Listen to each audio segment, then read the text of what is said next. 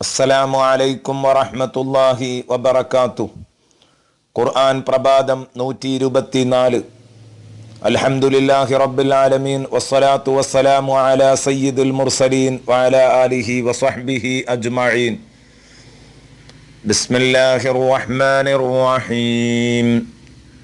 കദ്ദബത് സമൂദു ബിത്വഗ്വാഹാ إذ انبعث أشقاها فقال لهم رسول الله ناقة الله وسقياها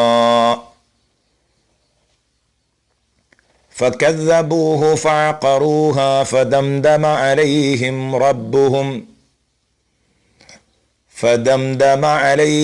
ربهم بذنبهم فسواها ولا يخاف عقباها صدق الله مولانا العظيم.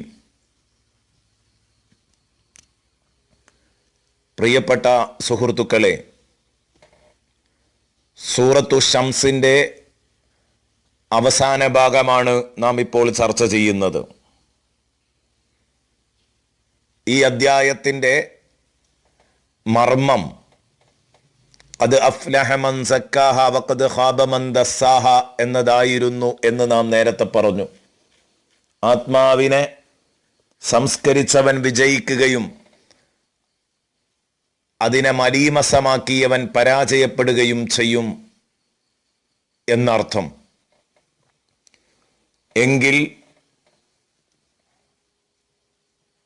വഖദ് ഖാബ മൻ ദസ്സാഹ, ആത്മാവിനെ മലീമസമാക്കിയവൻ പരാജയപ്പെട്ടു എന്നതിന് നേർക്കും ആത്മാവിനെ സംസ്കരിച്ചവൻ വിജയിച്ചു എന്നതിന്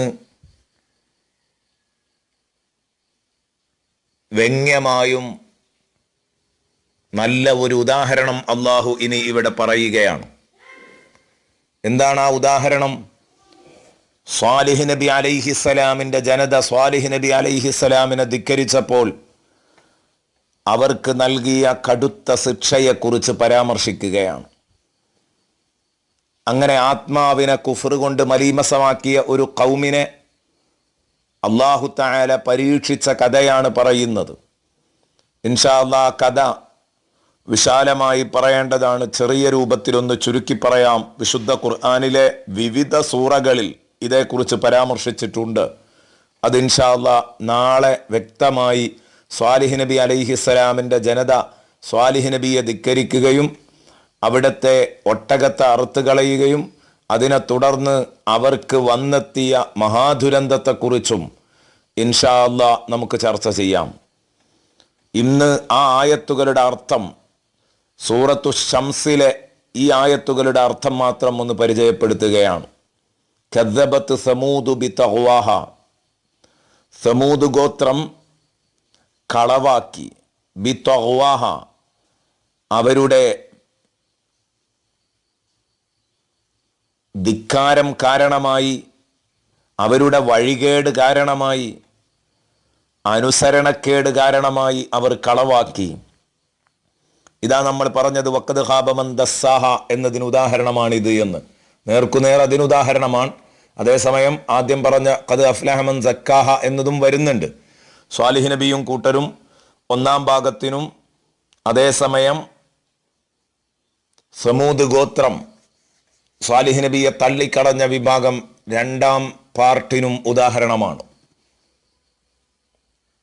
ഏറ്റവും വലിയ ധിക്കാരവും അനുസരണക്കേടും അത് കുഫറാണ് എന്ന് പറയേണ്ടതില്ലല്ലോ. അതുകൊണ്ട് പറഞ്ഞു കദ്ദബത്ത് സമൂദു ബിതഗ്വാഹ. തഗ്വ എന്ന് പറഞ്ഞാൽ അതിൻ്റെ അർത്ഥം തുഗ്യാൻ എന്നാണ്. തുഗ്യാൻ, അനുസരണക്കേട്, ധിക്കാരം എന്നൊക്കെയാണ് അതിൻ്റെ അർത്ഥം. പിന്നെ ഈ സൂറയുടെ എല്ലാ ആയത്തുകളും അവസാനിച്ചത് ഹ ഹ ഹ എന്ന ശബ്ദത്തിലായതുകൊണ്ട് ആണ്. ഹ എന്ന ശബ്ദത്തിലായത് മാത്രമല്ല, എല്ലാം ബിതഗ്വാഹ, അതുപോലെ തന്നെ ഇതിംബഅസ അഷ്ഖാഹ ഫഖാല ലഹും റസൂലുള്ളാഹി നാഖത്തല്ലാഹി വസുഖിയാഹ. ഹ എന്നതിൻ്റെ മുമ്പ് ഒരലിഫ്, എന്നിട്ട് ഹ. ഇങ്ങനെയാണല്ലോ ഈ ആയത്തുകളുടെയൊക്കെ അവസാനം. അതിനനുസരിച്ച് ബി തുഗ്യാനിഹ എന്ന് പറയുമ്പോഴുള്ള ആ ശബ്ദക്കുറവ് ആലോചിച്ചുകൊണ്ടാണ് തുഗ്യാൻ എന്ന അർത്ഥത്തിനുള്ള തഗ്വ എന്ന് ഇവിടെ എടുക്കാൻ കാരണം. അത് വളരെ അപൂർവമായിട്ടേ ഈ അർത്ഥത്തിൽ വരാറുള്ളൂ. പക്ഷേ ഈ പ്രാസമൊപ്പിക്കുക എന്ന വലിയ ഒരു താല്പര്യത്തിന് വേണ്ടിയാണ് അങ്ങനെ ചെയ്തത്. ഇതിംബഅസ അഷ്ഖാഹ, എപ്പോഴായിരുന്നു സമൂദ് ഗോത്രം കളവാക്കിയത്, സത്യത്തെ തള്ളിക്കളഞ്ഞത്? ഇതിംബഅസ അഷ്ഖാഹ, അവരുടെ കൂട്ടത്തിൽപ്പെട്ട ഒരു മഹാദുഷ്ടൻ ഹാലിളകി വന്നപ്പോഴാണ് അത്. അവരുടെ കൂട്ടത്തിൽപ്പെട്ട ഒരുത്തൻ, അതായത് ഖുദാർ ഇബ്നു സാലഫ് എന്ന് പറയുന്ന മനുഷ്യൻ, കുള്ളനായിരുന്നു അദ്ദേഹം, പക്ഷേ മഹാപോക്കിരിയായിരുന്നു. അവൻ സ്വാലിഹ് നബി അലൈഹിസ്സലാമിൻ്റെ ഒട്ടകത്തെ അറക്കാൻ വേണ്ടി ഹാലിളകി വന്നു.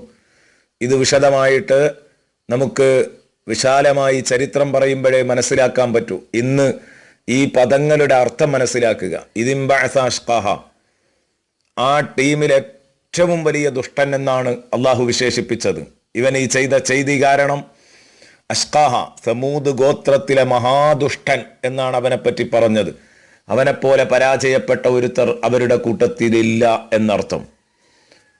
ഇതിംബഅസ അഷ്ഖാഹ, അവരുടെ കൂട്ടത്തിലെ മഹാദുഷ്ടൻ ഹാലിളകി വന്നു, പുറപ്പെട്ടു.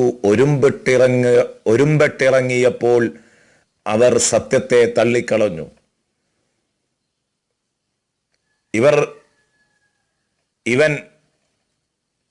ഇവരോടൊപ്പം ഈ ഒട്ടകത്തെ അറുക്കാൻ വേണ്ടി ഒരുങ്ങിപ്പുറപ്പെട്ടപ്പോൾ ഫഖാല ലഹും റസൂലുള്ളാഹി നാഖത്തല്ലാഹി വസുഖിയാഹ, അള്ളാഹുവിൻ്റെ പ്രവാചകനായ സ്വാലിഹ് നബി അലൈഹിസ്സലാം.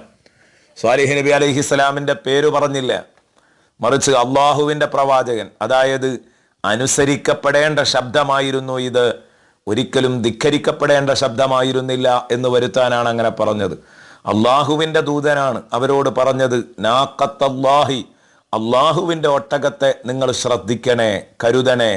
അവിടെയും കണ്ടോ, എൻ്റെ ഒട്ടകം എന്നല്ല പറഞ്ഞത്, അള്ളാഹുവിൻ്റെ ഒട്ടകം. വസുഖിയാഹ, അതിൻ്റെ വെള്ളവും നിങ്ങൾ ഒരിക്കലും മുടക്കിക്കളയരുതേ, അത് രണ്ടും നിങ്ങൾ കീപ്പ് ചെയ്യണം, ശ്രദ്ധിക്കണം എന്നവരോട് പറഞ്ഞപ്പോൾ ഫക്കദ്ദബൂഹു, അവർ സ്വാലിഹ് നബി അലൈഹിസ്സലാമിനെ കളവാക്കി. സ്വാലിഹ് നബി അലൈഹിസ്സലാമിനെ കളവാക്കി. എന്ത് അദാബ്, എന്ത് അള്ളാഹുവിൻ്റെ ഒട്ടകം, എന്ത് അള്ളാഹുവിൻ്റെ റസൂൽ, അതൊന്നും അവർക്ക് കേൾക്കണ്ട, അവർ തള്ളിക്കളഞ്ഞു. ഇതിംബഅസ അഷ്ഖാഹ ഫഖാല ലഹും റസൂലുള്ളാഹി നാഖത്തല്ലാഹി വസുഖിയാഹ ഫകദ്ദബൂഹു ഫഅഖറൂഹ, അങ്ങനെ അവർ സ്വാലിഹ് നബിയെ കളവാക്കുകയും ഫഅഖറൂഹ, ആ ഒട്ടകത്തെ അവർ അറുത്ത് കളയുകയും ചെയ്തു. ഒട്ടകത്തെ അവരറുത്തു. ഖുദാർ ഇബ്നു സാലഫാണ് അറുത്തത്. പിന്നെ അവനോടൊപ്പം ഖതാദ റളിയല്ലാഹു അൻഹു പറയുന്നുണ്ട്, ലം യഖിർഹ ഹത്താ താബഅഹു സഗീറുഹും വകബീറുഹും വദക്കറുഹും വഉൻസാഹും, ചെറിയവരും വലിയവരും കുട്ടികളും വലിയവരും ആണുങ്ങളും പെണ്ണുങ്ങളും എല്ലാവരും സാന്നിധ്യം ഉറപ്പിച്ചിരുന്നു, അവരെല്ലാം ഉണ്ടായിരുന്നു അവിടെ എന്ന് പറയുന്നു. ഇനി മാത്രവുമല്ല, അവനും അവൻ്റെ കൂടെ ഏതാനും സഹായികളുമാണ് അറുത്തത് എന്നും പരിചയപ്പെടുത്തുന്നുണ്ട്. അങ്ങനെയാണെങ്കിലും അഷ്ഖാഹ എന്ന് പറഞ്ഞത് അങ്ങനെയാണെങ്കിൽ അഷ്ഖാഹ എന്ന് പറഞ്ഞതിൻ്റെ അർത്ഥം അവരിലുള്ള ദുഷ്ടന്മാർ എന്നാകും. കാരണം അത് അറബി ഭാഷ അറിയുന്നവർക്കേ അറിയൂ. അഷ്ഖാഹ എന്ന് പറഞ്ഞാൽ അവിടെ ബഹുവചനവും ഏകവചനവും ഒക്കെ ഒരേ രൂപത്തിലാണ് ഇതിനെ ഇങ്ങനെ വരുമ്പോൾ പ്രയോഗിക്കുക. അഷ്ഖ എന്ന് പറഞ്ഞത് അഫ്അലു തഫ്ളീലാണ്. ഇത് സാധാരണക്കാർക്ക് പെട്ടെന്ന് മനസ്സിലാക്കാൻ കഴിയില്ല. ശേഷമുള്ളതിലേക്ക് അതിനെ ചേർത്തി പറയുമ്പോൾ അത് ഏകവചനവും ബഹുവചനവും ഒക്കെ ഒരേ രൂപത്തിലായിരിക്കും. പക്ഷെ പ്രധാനമായും ഇതിന് നേതൃത്വം കൊടുത്ത ഖുദാറിനെ തന്നെയാണ് ഉദ്ദേശിച്ചതെന്ന് നമുക്ക് പറയാം. മറ്റുള്ളവരെ കൂട്ടത്തിൽ കൂട്ടിയതാണ് എന്ന് പറയലായിരിക്കും ഭംഗി. ഫഖാല ലഹും റസൂലുള്ളാഹി നാഖത്തല്ലാഹി വസുഖിയാഹ, ഇവൻ അഷ്ഖയാണ്, പരമദുഷ്ടനാണ്.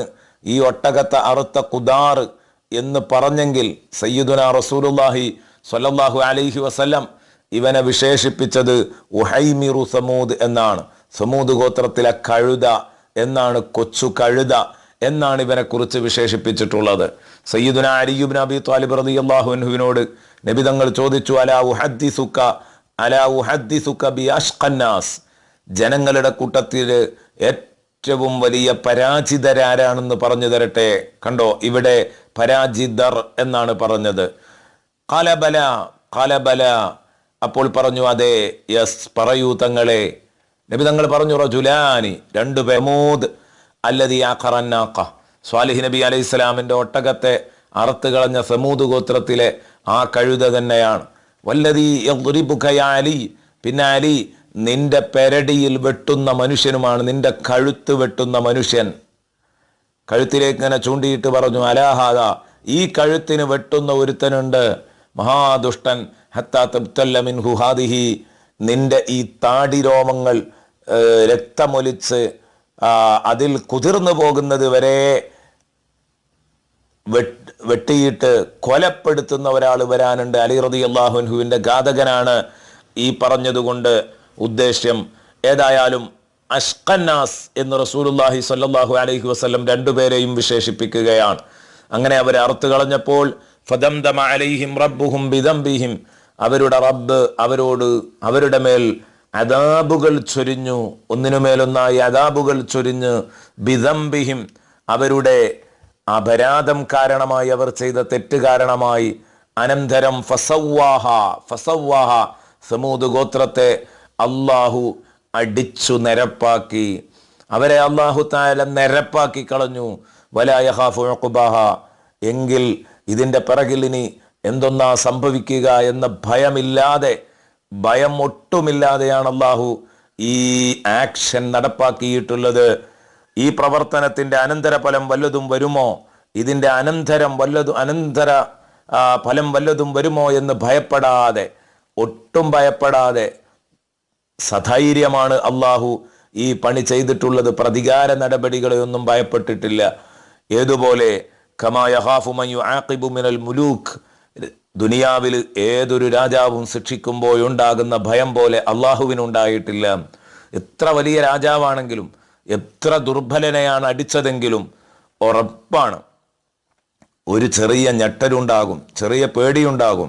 പടച്ചവനെ വല്ലതും സംഭവിച്ചു പോവോ, തിരിച്ചടിക്കുമോ, ഇരുട്ടടി വരുമോ, തിരിച്ചടി വരുമോ എന്നൊക്കെ ഉള്ള പേടി പലപ്പോഴും ഉണ്ടാവും. എങ്കിൽ അള്ളാഹുവിന് അങ്ങനെയില്ല. കാരണം ലാ യുസ്അലു അമ്മാ യഫ്അലു വഹും യുസ്അലൂൻ, അള്ളാഹു ചെയ്യുന്ന ഒന്നും ചോദ്യം ചെയ്യപ്പെടാൻ കഴിയില്ല. ജനങ്ങളുടേതെല്ലാം ചോദ്യം ചെയ്യപ്പെടുന്നതുമാണ് എന്ന് അള്ളാഹു തന്നെ പറഞ്ഞതാണ്. അപ്പം അള്ളാഹുവിന് ആരെയും പേടിക്കേണ്ടതില്ല. അത്രയും ശക്തമായ ശക്തിയാണ് പടച്ചറബ്. അപ്പോൾ സധൈര്യമാണ് പടച്ചറബ് ഇത് ചെയ്തിരിക്കുന്നത് എന്നർത്ഥം. ഇൻഷാ അള്ളാഹ് ഇനി ഇത് നേരെ പറഞ്ഞാൽ പോരാ, ഇതിൻ്റെ ചെറിയ ഒരു വിശദീകരണം ആവശ്യമാണ്. സമൂദ് ഗോത്രത്തിൻ്റെ പതനം ഇൻഷാ അള്ളാഹ് നമുക്ക് നാളെ പറയാം.